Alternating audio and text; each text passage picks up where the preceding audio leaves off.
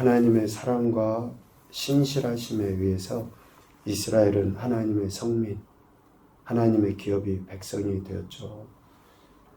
그 이스라엘은 오직 하나님께서 모세를 통해 주신 율법, 곧 명령, 규례, 법도, 십계명 이렇게 다 표현할 수 있습니다. 그런 모든 말씀들을 지켜 행해야 한다 라고 거듭해서 이야기하시고 있습니다. 오늘 8장 1절 내가 오늘 명하는 모든 명령을 너희는 지켜 행하라 라고 이야기하죠. 신명기의 말씀이 바로 그거죠.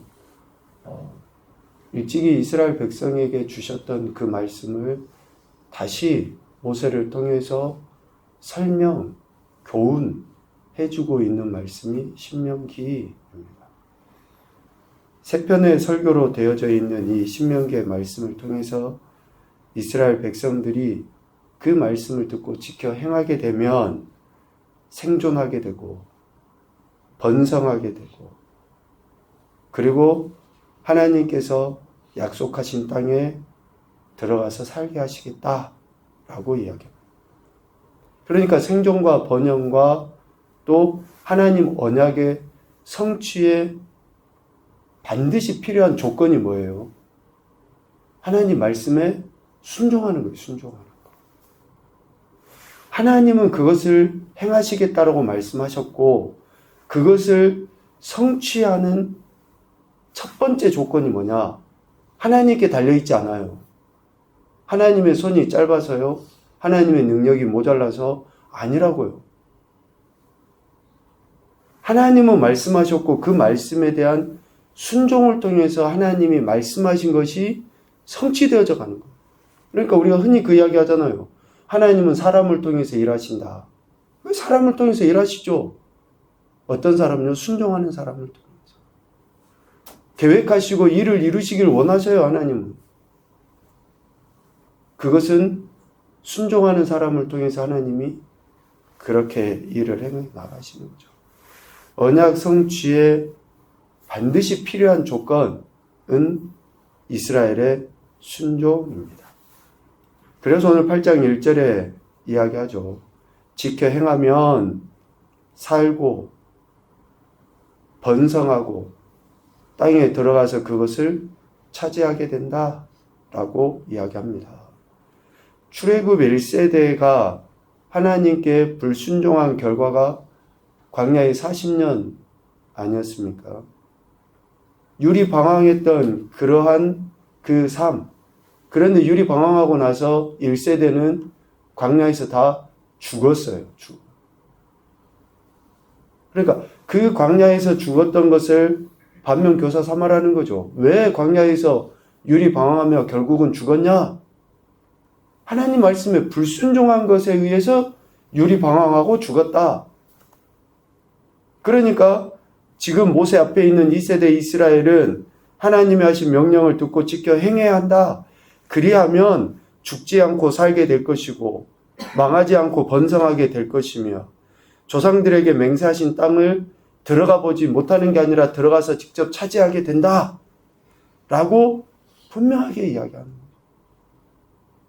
그 1세대, 불순종했던 1세대를 반면교사 삼아서 지금 이스라엘은 하나님의 계명을 지켜 행해야 한다. 단순히 하나님의 말씀을 듣고 지켜 행하는 것은 소위 우리가 이야기하는 복이나 화의 문제 정도가 아니라 진짜 생명이 달려있다는 거예요. 진짜 생명. 살고 죽는 문제가 달려있다라는 것을 이야기하고 있습니다. 그 살고 죽는 것이 하루 이틀이 아닐 수도 있죠. 1년, 2년이 아닐 수도 있어요. 이스라엘은 40년이었잖아요. 그런데 진짜 목숨이 하나님 손에 달려있다라는 것을 지금 이야기하는 것이죠. 그러니까 2세대 이스라엘은 하나님께서 40년 동안 광야길을 걷게 하신 것을 2절에 보면 기억해야 한다라고 이야기해요. 기억하다라고 하는 것은 단순히 메모리가 아니죠. 머리에 담아놓는 정도의 문제가 아닙니다. 마음에 새기는 거예요. 어떤 상황이 있어도 그것을 잊어버리지 않는 거죠. 이 기억하다라는 말을 달리 표현하면 아는 거예요. 아는 거. 아는 거는 머리에 담아두는 게 아는 게 아닙니다. 실질적으로 살면서 그렇게 반응을 딱 보이는 것이 아는 거거든요. 우리가 이야기하잖아요. 애들이 밤새도록 공부 열심히 해요. 그런데 시험지 앞에 딱 앉아갖고 생각이 안 나. 그건 아는 게 아니에요. 시험 문제를 딱 보고 그것이 머릿속에 딱 튀어나와서 답을 써야지 그게 아는 거잖아요. 기억하라고 하는 그 말씀이 그런 의미예요. 2세대 이스라엘은 하나님께서 왜 광야에 40년 길을 걷게 하셨는지를 기억을 하는 거예요. 생각을 해서 그렇게 삶으로 반응을 보이는 것까지 나타나는 거죠. 왜 하나님께서 광야길을 걷게 하셨습니까? 2절 하반부에 보면 그 명령을 지키는지 지키지 않는지 알려고 광야길을 걷게 하신 거죠. 3절에 보면 사람이 떡으로만 사는 것이 아니고 하나님의 입에서 나오는 모든 말씀으로 사는 줄을 알게 하려고 광야길을 걷게 하셨다라고 이야기해요. 왜 이렇게 우리의 삶이 계속 다람쥐 쳇바퀴 돌듯이 문제가 해결되지 않고 1년, 2년, 3년, 4년 지나도 똑같은 문제로 고민하고 있는가? 그것은 다른 어떤 문제가 아니에요. 내가 지금 하나님 말씀에 귀를 기울여 듣고 지켜 행하고 있는가 아닌가를 점검하도록 하기 위해서 여기서 시험하사 그렇게 깨달아 알도록 하기 위해서 하나님께서는 그 문제가 해결되지 않는 상태를 그대로 유지시키는 거죠. 그러니까 문제의 해결은 하나님께 있는 것이 아니라 내게 있어요. 내게. 내가 하나님 앞에 불충한 것은, 불순종한 것은, 또 불평하고 원망했던 것은 없는지. 그러니까 우리의 회개부터 시작하는 거죠. 내가 회개하고 다시 하나님께 돌이키고 또 순종으로 나아갈 때 문제가 해결됩니다. 어떤 한 사람의 문제, 어떤 문제의 원인은 그 사람에게 있는 게 아니에요. 내게 있는 거죠. 그래서 하나님께서 광야길을 이스라엘에게 걷게 하신 거예요. 명령을 지키는지 지키지 않는지 하나님 입에서 나오는 말씀으로 사는 줄을 알게 하기 위해서라고 분명하게 이야기하는 거죠. 결국 이스라엘의 광야길을 걸었던 것은 하나님의 말씀에 대한 불순종의 결과. 그렇죠. 그래서 광야길을 걸으면서 다시금 하나님의 말씀에 귀를 기울여 듣고 지켜 행할 수 있도록 하기 위함입니다. 이 부분이 중요합니다. 광야길을 걸었던 것은 말씀에 대한 불순종의 결과로 걸었어요. 그럼 광야길을 걸으면서는 어떻게 해야 되느냐? 진짜 하나님 너무하신다. 그래도 좀 봐주지. 아이고 참 하나님 해도 너무하시네. 이렇게 불평하라고 광야길을 걷게 하신 것이 아니라고요. 광야길을 걸으면서 다시금 하나님 말씀에 귀를 기울여서 듣고 지켜 행할 수 있도록 우리 자신을 되돌아보고 회개하고 하나님 말씀에 귀를 기울여서 듣고 행하는 그러한 시간을 광야의 여정을 걷게 하심으로 하나님은 이스라엘 백성에게 주신 거죠. 하나님은 택함을 받은 백성이 광야에서 하나님의 말씀을 듣고 지켜 행할 수 있도록 그렇게 하신 거죠. 그렇게 행할 수 있도록 하시기 위해 표적으로 보여준 것이 애굽의 10가지 재앙을 내리시면서 홍해를 가르시면서 하나님께서 1세대 이스라엘에게 기적과 이적과 표적을 보이셨잖아요. 그것은 뭡니까? 하나님 말씀에 순종하도록 하기 위한 증거예요. 표적 그 자체가 아니라 그 말씀을 듣고 지켜 행하면 앞으로도 이런 일들이 일어나고 이렇게 하나님께서 역사하신다라는 것을 보여주신 거라고요. 그래서 하나님이 1세대 이스라엘에게 어느 민족도 경험해보지 못한 특별한 기적을 보여주시면서 말씀에 순종할 수 있도록 기회를 주신 거고 2세대 이스라엘에게는 어떤 표적과 기적과 이적을 보여주십니까?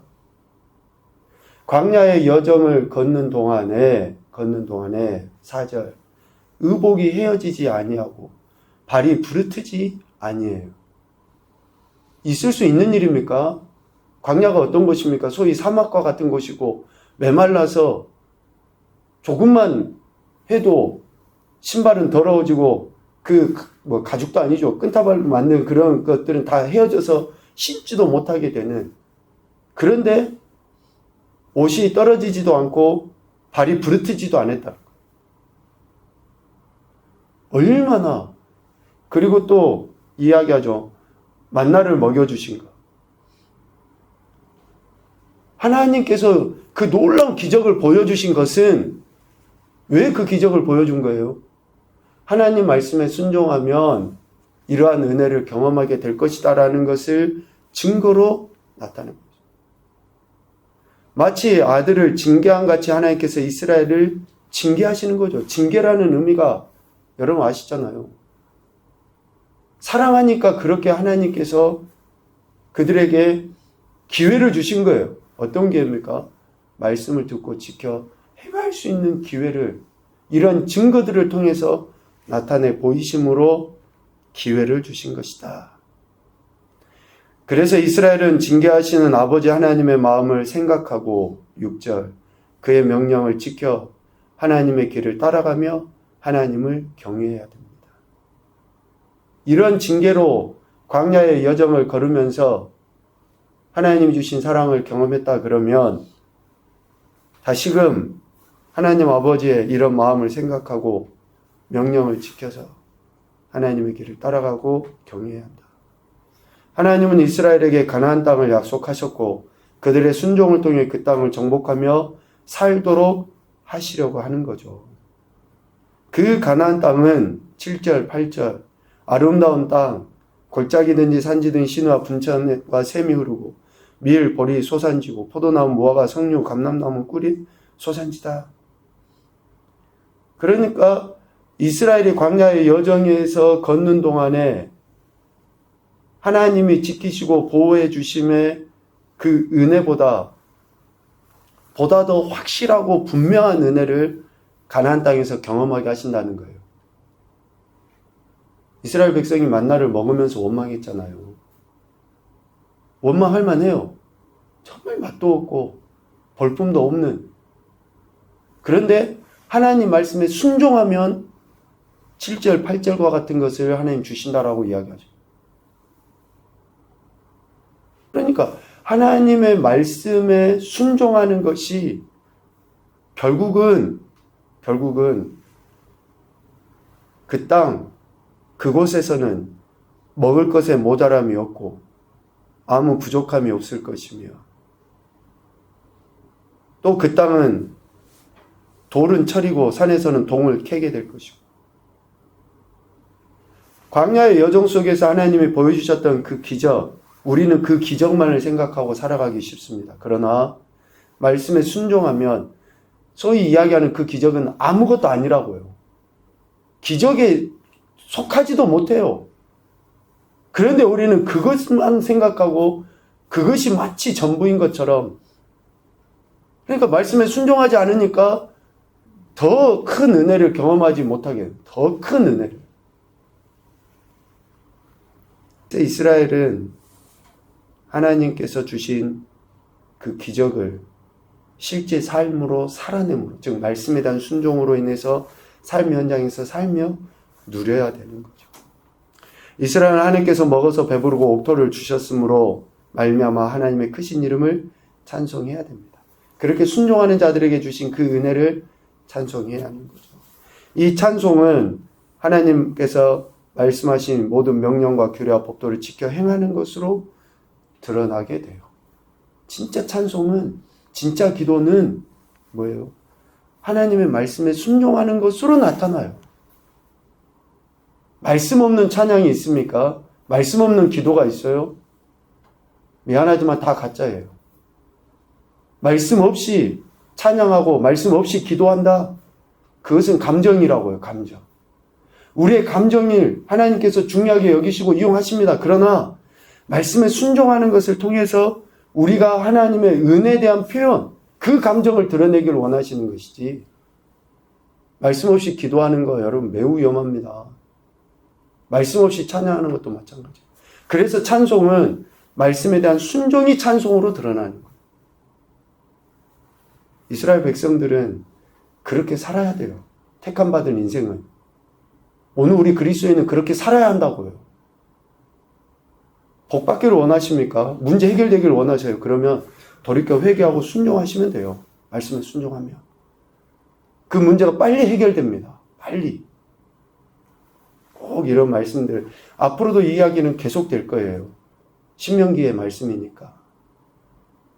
하루라도 빨리 회개하고 돌이키는 것이 가장 복받는 지름길입니다. 이것을 꼭 기억하셨으면 좋겠습니다. 첫 번째 교훈입니다. 하나님은 약속하신 모든 것을 신실하게 지키는 분이시다. 하나님의 약속은 절대 변하지 않습니다.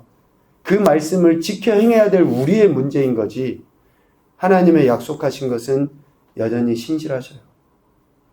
두 번째, 광야의 여정을 걷게 하신 것은 오직 하나님의 말씀을 듣고 지켜 행하도록 하기 위하십니다. 오늘 우리의 삶이 광야의 여정과 같다고 생각할 수 있어요. 그럴 수 있습니다. 그러면 그것은 각각에 다 달라요. 광야의 여정의 모습은.